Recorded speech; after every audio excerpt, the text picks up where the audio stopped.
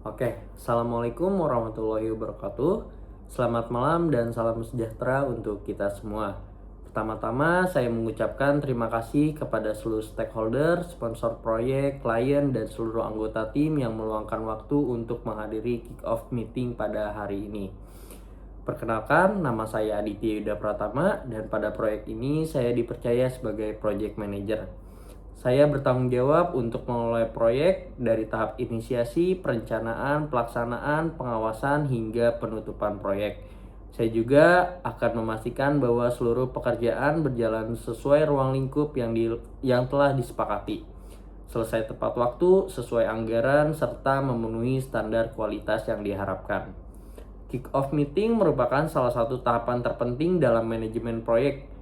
Pertemuan ini menjadi titik awal dimulainya proyek secara resmi. Melalui pertemuan ini, kita akan menyamakan persepsi, memahami tujuan proyek, mengetahui peran masing-masing anggota tim, serta menyusun strategi kerja agar proyek dapat berjalan dengan efektif dan efisien.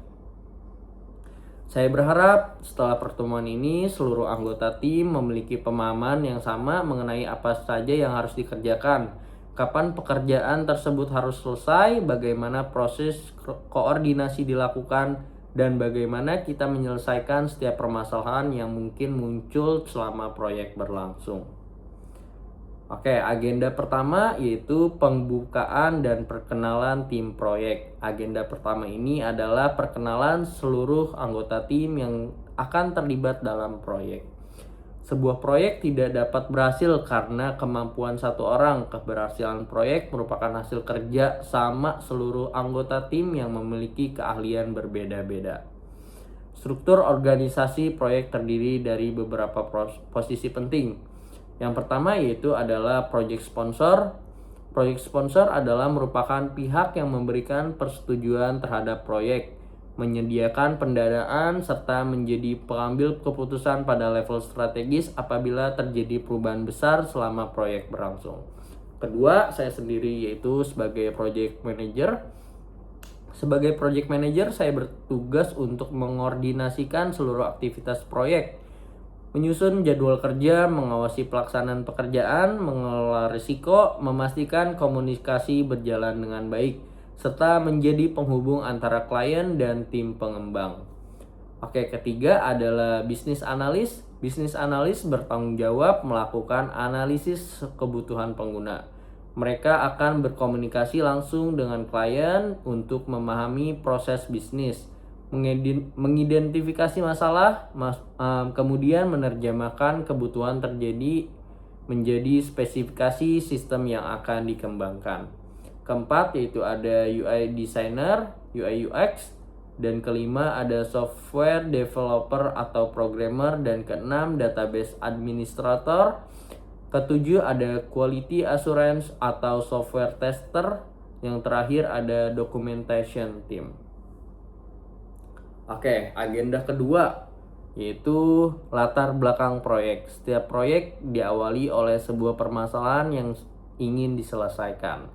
Pada proyek ini, permasalahan utama yang dihadapi adalah proses bisnis yang masih dilakukan secara manual, sehingga sering menimbulkan keterlambatan pekerjaan, kesalahan pencatatan data, kesulitan dalam pencarian informasi, serta kurangnya efisien dalam pengelolaan laporan.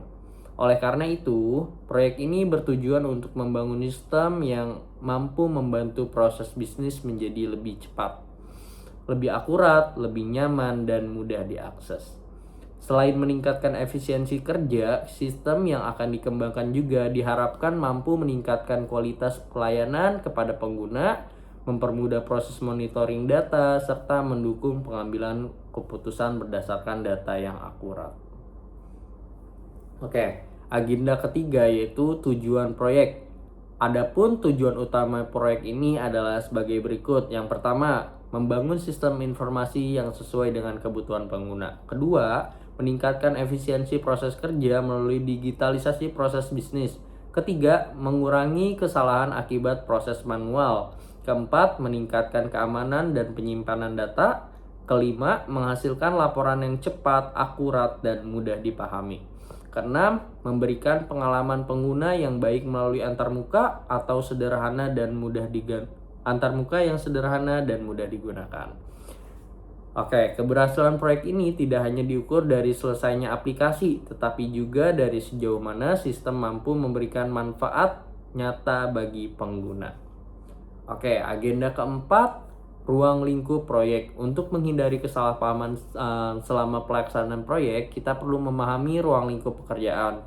Ruang lingkup proyek itu meliputi analisis kebutuhan pengguna, penyusunan software requirement specification atau SRS, perancangan UML, perancangan entity relationship diagram atau ERD, desain user interface dan user experience, pembuatan database, pengembangan aplikasi, pengujian sistem, perbaikan bug, dan lain-lain. Oke. Sedangkan pekerjaan yang ada di luar ruang lingkup proyek hanya dilakukan apabila terdapat persetujuan resmi dari mekanisme change request. Agenda kelima yaitu timeline proyek. Proyek direncanakan berlangsung selama kurang lebih 4 bulan. Tahap pertama adalah initiation, yaitu menentukan tujuan proyek yang identifikasi stakeholder. Tahap kedua adalah planning, yaitu menyusun work breakdown struktur atau WBS, jadwal proyek, estimasi biaya, identifikasi risiko, dan pembagian sumber daya. Tahap ketiga yaitu adalah execution, yaitu proses pengembangan sistem berdasarkan hasil analis dan desain. Tahap keempat yaitu monitoring dan controlling, yaitu memantau progres pekerjaan, mengevaluasi pencapaian target, mengendalikan resiko, dan memastikan kualitas hasil pekerjaan. Tahap terakhir yaitu adalah closing, yaitu melakukan implementasi sistem, serah terima kepada klien, penyusunan laporan akhir proyek, serta evaluasi keseluruhan pelaksanaan proyek. Agenda keenam yaitu adalah manajemen risiko. Dalam setiap proyek selalu terdapat berbagai risiko. Beberapa risiko ini telah kami identifikasi, antara lain perubahan kebutuhan dari klien, keterlambatan penyelesaian pekerjaan, keterbatasan sumber daya manusia, gangguan teknis pada server, kehilangan data, serta kesalahan integrasi sistem. Untuk mengantisipasi hal tersebut, kami telah menyiapkan beberapa strategi mitigasi, seperti melakukan backup data secara berkala, menerapkan version control, menggunakan Git, menyusun jadwal monitoring mingguan, melakukan pengujian bertahap, serta menyediakan waktu cadangan apabila terjadi perubahan kebutuhan. Oke, agenda ketujuh yaitu mekanisme komunikasi. Komunikasi merupakan salah satu faktor penentu keberhasilan proyek. Seluruh komunikasi resmi akan dilakukan melalui grup proyek menggunakan aplikasi komunikasi yang telah disepakati. Selain itu, akan didapatkan rapat koordinasi setiap minggu untuk membahas perkembangan proyek, hambatan yang dihadapi, serta rencana pekerjaan pada minggu berikutnya. Seluruhnya, dokumen proyek akan disimpan pada cloud storage sehingga setiap anggota tim dapat mengakses dokumen terbaru secara real time. Apabila terdapat kendala mendesak, anggota tim diharapkan segera melaporkan kepada project manager agar dapat ditindaklanjuti. Oke, agenda ke-8 yang terakhir yaitu indikator keberhasilan proyek. Keberhasilan proyek akan diukur berdasarkan beberapa indikator utama. Yang pertama, proses proyek selesai sesuai jadwal. Kedua, biaya proyek tidak melebihi anggaran yang telah disetujui. Ketiga, seluruh fitur berjalan sesuai spesifikasi.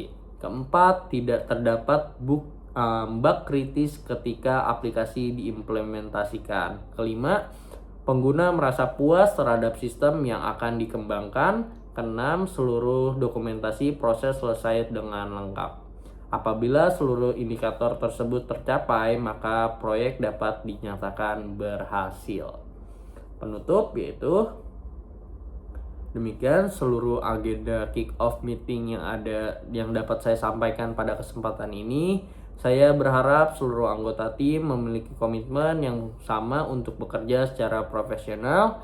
saling berkolaborasi, menjaga komunikasi yang baik, serta menyelesaikan setiap tantangan dengan semangat kerjasama. Saya percaya bahwa dengan perencanaan yang matang, koordinasi yang baik, dan komitmen seluruh anggota tim, proyek ini dapat diselesaikan tepat waktu dan dengan hasil yang berkualitas dan memberikan manfaat bagi seluruh pihak yang terlibat. Apabila ada pertanyaan, masukan, atau saran terkait pelaksanaan proyek, saya persilakan untuk sampaikan pada sesi diskusi setelah presentasi ini. Terima kasih perhatian dan kerjasama seluruh peserta. Wassalamualaikum warahmatullahi wabarakatuh.